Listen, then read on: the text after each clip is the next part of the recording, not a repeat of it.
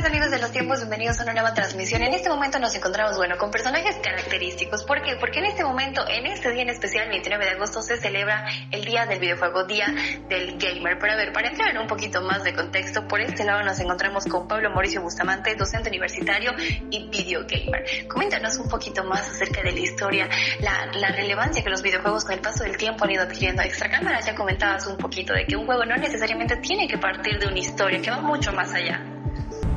Primero, gracias Heidi por invitarnos a hablar de esto, que no siempre entra en los medios más tradicionales, digamos, y creo que sería interesante impulsar a que se hable mucho más.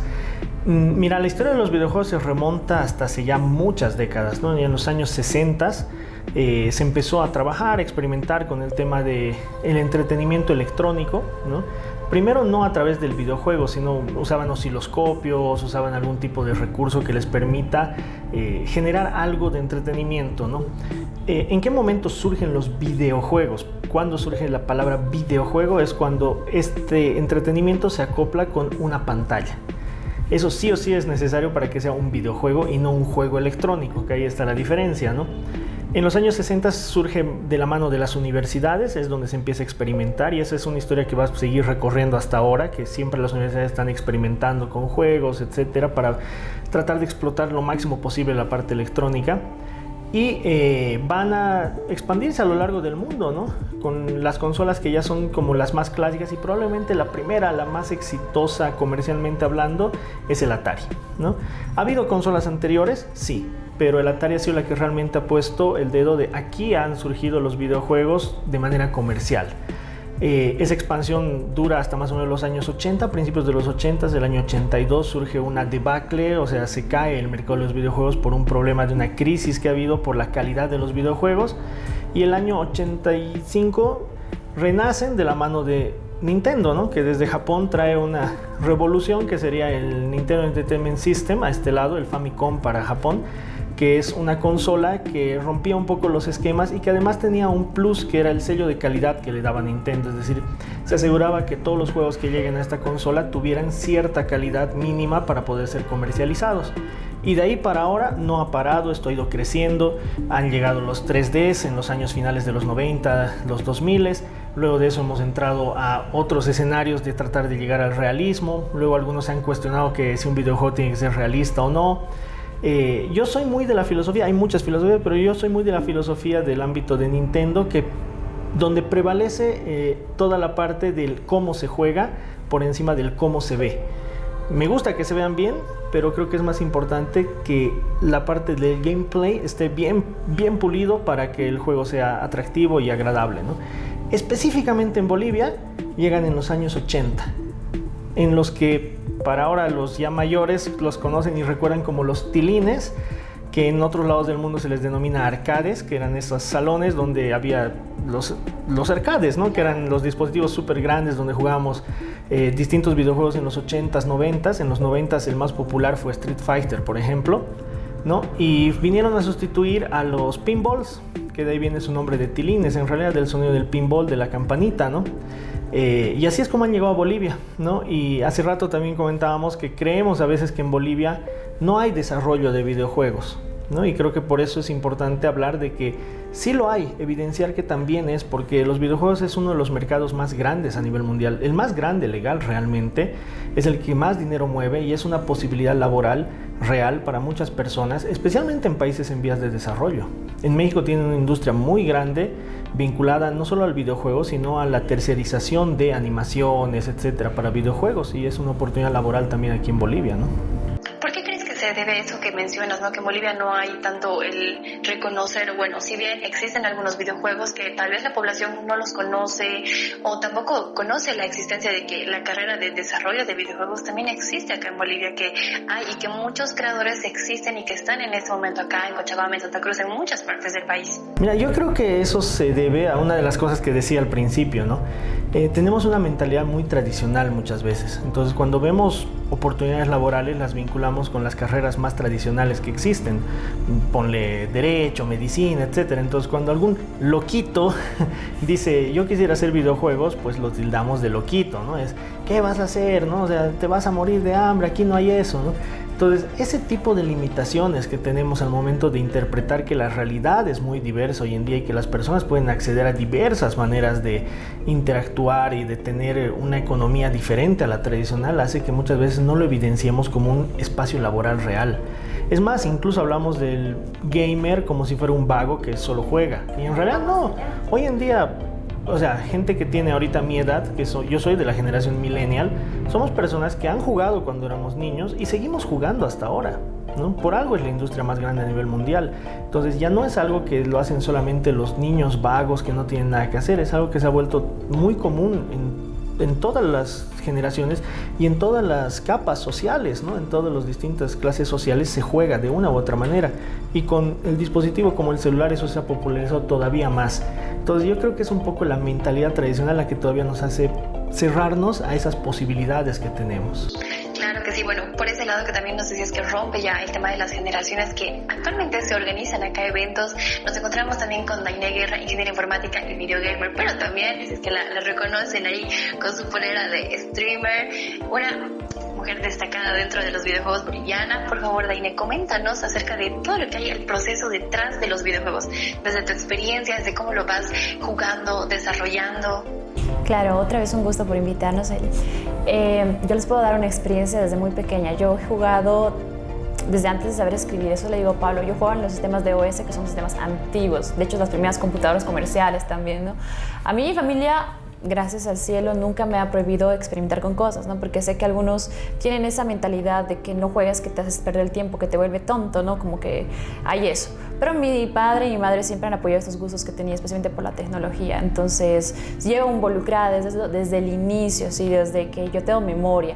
Incluso cuando yo estaba en el colegio tenía un blog de videojuegos, así escribía en un blog en internet de videojuegos, que nadie iba a leer, pero a mí me encantaba, ¿no? Entonces, estaba ahí, claro, escribía, me encantaba, ¿no? Hacer así una, ¿cómo se dice? Hacer reviews, reseñas, escribir experiencias. Sí, ahí este juego estaba buenísimo. Es que jugaba algo que era tan bueno que tenía que escribirlo en algún lado, entonces me ponía a escribir ahí en el blog, y además de eso veía mi blog, digamos, me gustaba que el cursor no fuera un cursor normal, sino que fuera una florcita, entonces me ponía a programar, era, ¿dónde puedo cambiar eso? Entonces aprendí HTML, así, yo no sabía ni siquiera qué era programación, y tampoco sabía inglés, digamos, entonces a veces me descargaba un juego que estaba en inglés, y era, ¿cómo lo puedo cambiar al español? Me metí a los foros, y había una comunidad que se dedicaba a hacer traducciones, entonces me metí ahí con ellos, así craqueábamos los juegos, cambiamos los archivos para que la gente juegue juegos que estaban en inglés pero que quiere jugar en español, así. Yo no sabía en ese tiempo que en verdad no era algo común, porque según yo todos lo hacían, ¿no? Entonces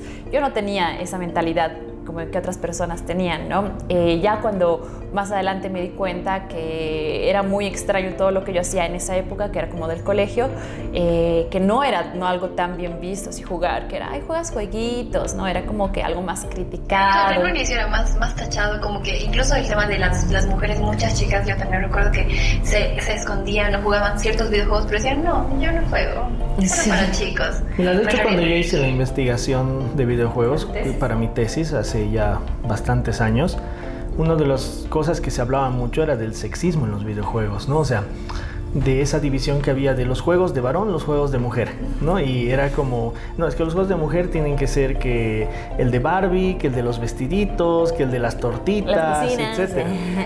Y honestamente, o sea, yo he disfrutado muchísimo de los juegos del Cooking Mama, era, ¿no? Para preparar. O los juegos Flash, digamos, no sé si alguna vez ustedes han jugado juegos Flash, así juegos.com, y habían juegos así de pastelitos, pizzas, eran re divertidos.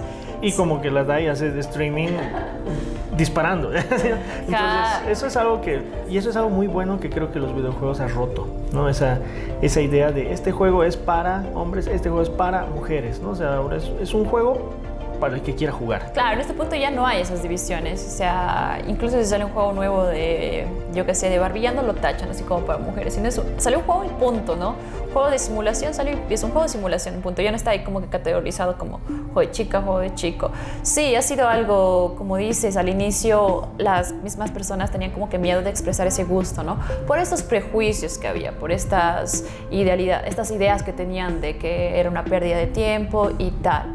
Sin embargo, yo nunca me he sentido así, afortunadamente, que les digo, mi familia ha sido muy aceptado, nunca me han prohibido las horas para jugar, nunca me han prohibido los juegos que jugar, aunque deberían ver qué juegos juegan algunos niños.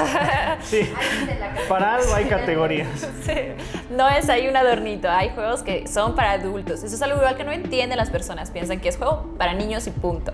Cuando hay juegos para adultos. Se culpan los papás, o bueno, muchas veces los papás culpan al videojuego y dicen, no, es que mi hijo está jugando este videojuego, cuando en realidad existe una categoría, incluso cuando descargan, existe, y los papás nunca ven ese sector y siempre satanizan por un lado los videojuegos. No, es que es un juego malo. Es que vuelvo a la misma idea de hace rato, es esa mentalidad tradicionalista que tenemos que hace que no, todo está mal, los videojuegos son malos, entonces no me quiero informar de esto, no quiero hablar de esto. Y la persona va a jugar, o sea, no vas a decirle, aunque le digas no juegues, va a jugar. Pero si tú te desligas de la responsabilidad que tienes como padre o como tutor, digamos, del proceso, le vas a dejar a que él decida, él busque, él explore todo sin una compañía, ¿no? Sin un acompañante. No a un nivel de prohibicionismo, de esto no se juega, ¿no? Sino sí verificando que haya, digamos, un rango de edad establecido, ¿no? Por cada uno de los juegos, ¿no? Para que las personas puedan acceder a cierto tipo de contenido que esté más adecuado a la edad que tiene, ¿no? Sí, no, eso también va del paso de adaptarnos a las nuevas tecnologías. Bolivia siempre ha ido un paso atrás que los otros países antes de entrar en nuevas olas de tecnología y renovación, ¿no? Eso es algo ya no solamente de juegos, sino en total, ¿no? De incluso el modernizarnos con los medios de comunicación. Recién están haciendo campañas online algunas empresas, digamos, cuando eso ya existía hace tiempo en otros países. Entonces va muy junto de eso, ¿no? Que igual las personas todavía no están tan modernizadas. Y yo creo que va a pasar, la nueva generación que vaya a tener hijos ya no va a tener esa mentalidad, es imposible, ¿no? A menos que hayan vivido en un lugar muy reprimido, muy cerrado, muy prohibicionista. Pero yo creo que ya no va a pasar. Eventualmente, como les dije, después de colegio, entrar a la universidad. Yo estaba en la Facultad de Tecnología, en la carrera de Informática, y ahí es súper común, ¿no? De hecho, es una actividad que hacemos todos. Terminan clases, vamos a jugar medalla. Entonces, todo el curso a jugar medallas. ¿Y quién tiene 20 computadoras en su LAN center, por favor, para nosotros? Entonces, ahí ya, como que después del colegio cada uno va viendo sus intereses, ¿no? Así es más común que sí, a la gente que se dedica a la tecnología esté más adaptada a disfrutar de su tiempo libre con videojuegos, ¿no?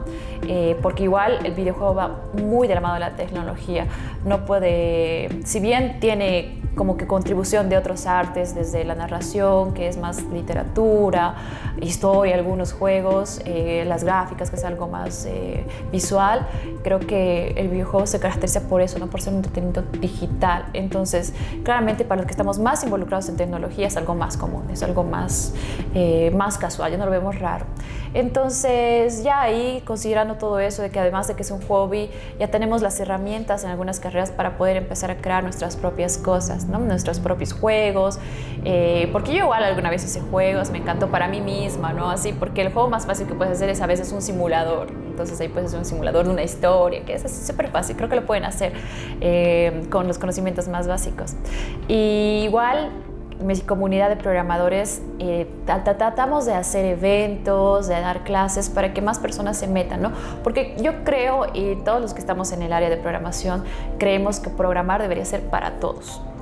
Y que todos deberían tener al menos unos conceptos básicos de programación, porque eso te puede servir para cualquier cosa, para tu celular, para tu computadora, que son herramientas que todos usan.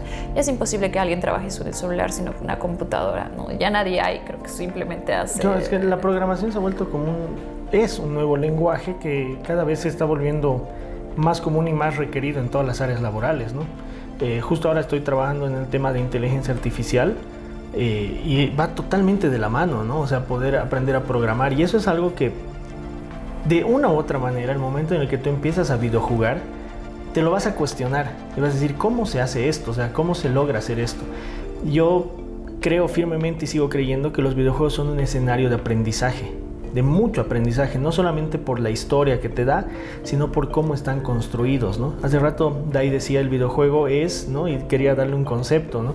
Y hay un autor español que a mí me gusta mucho, que se llama Diego Levis, que dice, el videojuego es el primer multimedia interactivo. Y me parece que ese es un concepto clave para entender que el videojuego no solamente es un espacio de consumo como de pronto en las películas, etcétera, sino que es un espacio interactivo, ¿no? En el cual tú vas a poder hacer algo y que el videojuego reaccione a ese algo. Y eso hace que sea atractivo. Por eso las personas se enganchan con los videojuegos, porque no es solo ver una historia, es vivir la historia, formar parte de la historia y de las decisiones, ¿no? Y eso ha hecho que se construya una serie de núcleos, comunidades, en torno a videojuegos. Dai hablaba de los foros, ¿no? Hablaba del grupo de programadores que tienen, ¿no? Entonces son comunidades que van naciendo en torno a videojuegos. Yo tengo amigos con los que he jugado durante muchos años un videojuego en línea, con los que seguimos hablando, ¿no? De hecho, con uno de mis amigos hablamos mucho de él vive en Venezuela, entonces de todo lo que ha estado pasando gracias a que nos hemos conocido en un videojuego, ¿no? Construye comunidades a partir de la experiencia que provee. Esa es la riqueza que tienen los videojuegos, más allá de ser solamente el espacio interactivo de diversión, digamos. Claro, además abordando el tema de la educación, hay un concepto que se llama gamificación, que lo que hace es transformar alguna parte, ¿no?, que tú quieras enseñar o es parte de la educación, como si fuera un juego. Entonces, un juego que suele tener a veces recompensas, pasos, ¿no?, y todo eso. Entonces, a un niño, si tú le vas a enseñar de una forma así, yo qué sé, muy tradicional, así de estos A, B, C, tal vez a él le cansa, no sea tan amigable y no le guste, no lo disfrute tanto. Pero si tú gamificas eso, si tú transformas en una experiencia esa parte de la educación, con recompensas, con cosas así, con cosas divertidas, el niño lo va a aprender mucho más fácil, le va a gustar, incluso va a querer seguir haciéndolo. Estos conceptos de gamificación se aplican un montón ahora en la nueva educación, ¿no? En muchos colegios, igual en la universidad, algunas carreras ya están aplicando esto de gamificación, y creo que es algo que es un concepto que todos igual deberíamos saber, al menos porque es necesario, ¿no?, para enseñar a los niños y todo. Luego, ¿qué más? Estábamos hablando de un evento. Hicimos un evento hace poquito que fue el Women Game Jam, que es una Game Jam que se realiza de manera internacional, de manera simultánea. Lo hace gente de Brasil, de Canadá, de Argentina, de Chile. El objetivo de esta Game Jam es como una hackathon, ¿ok? Se trata de tener 2 días, usualmente los fines de semana, para realizar algo. En este caso, son un fin de semana para hacer un juego o un videojuego, puede ser juegos de mesa también. Y se revela un tema, ¿no? Cada año cambia el tema. Entonces, el día viernes usualmente se revela el tema, la noche, que puede ser, este año fue Time Loop, que es, no es viajes del tiempo, bucles de tiempo, bucle temporal. Entonces, con ese tema, uno tiene 2 días para hacer un juego. Esto pueden hacerlo en equipo, es muy raro que alguien lo haga individual, ¿no? Considerando de que un juego tiene más áreas y que necesita trabajo de todos. Entonces, este fin de semana, bueno, hace 2 fines de semana lo hicimos el evento, participaron niños, si no me equivoco, desde 10 años, y especialmente porque se llama Women Game Jam, es para tratar de fomentar de que las mujeres participen en la industria de los videojuegos, ¿no? Que sean más activas y que se integren a todos juntos. Entonces, ese es el objetivo de este evento. Fue un total éxito, lo hicimos en Hala, en la Fundación Hala, que nos dieron sus instalaciones, estaba todo bien, el evento cubría su alimentación, que se puedan quedar a descansar. Sí, no, estaba buenísimo. Incluso había una desfile de pijamadas, entonces había juegos hasta ahí, ¿no? Estaba muy bueno. Así que creo que para mí son experiencias que a uno lo cambian, ¿no? No solamente ver el juego a veces desde la manera de ese entretenimiento, sino de puedo aprender gracias a un juego, o con el objetivo de yo hacer un juego, puedo incluso hacer una carrera, ¿no? Que muchos de los que estudian ingeniería de software muchas veces lo hacen porque les gustan los juegos, ¿sí? Ni siquiera es como que piensan, es que me gusta la matemática y tal, o no dicen, me gustan los juegos. Es como los que nos gusta el cine estudiamos comunicación. Exacto, sí, es casi lo mismo, ¿no? Así, o los que les gusta dibujar, arquitectura. Ahora, encuentran un espacio para poder ejercer lo que les gusta, ¿no? Eso es lo lindo de los juegos, ¿no? Creo que con el tiempo que ha pasado desde los años 60, que es cuando surgen, ya se ha empezado a desarrollar como que una industria y un escenario mucho más amplio, ¿no? En Bolivia todavía no tenemos establecida una industria, como muchas de las otras cosas y deudas que todavía tenemos como país. Está el poder establecer, dar los mecanismos, dar las políticas, las legislaciones necesarias para poder establecer claramente un proceso de industrialización. pero sí se puede, o sea, se puede ir construyendo, se puede ir teniendo experiencias como las que mencionaba Dai, ¿no? Para poder construir comunidad y que justamente sea esa comunidad la que a la larga pueda seguir impulsando el desarrollo y la construcción de una industria que pues a la larga también va a poder dar ciertos réditos sociales, económicos a la región donde vivimos, ¿no? Pero a ver, por favor, para cerrar esta entrevista, cerremos con esas recomendaciones de parte de personas especializadas, centradas en el mundo de los videojuegos. Agradecerles la presencia, la oportunidad que se han dado. Por favor, muchísimas gracias. Recomendaciones que se da para las autoridades, para habilitar estos espacios de aprendizaje. Una experiencia que nos cuentas, Dai, que tal vez posiblemente es una de las pocas que hay, una de las pocas que se animan a vivir.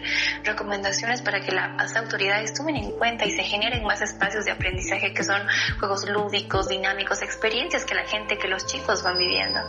Mira, yo tengo 2 recomendaciones importantes para las autoridades.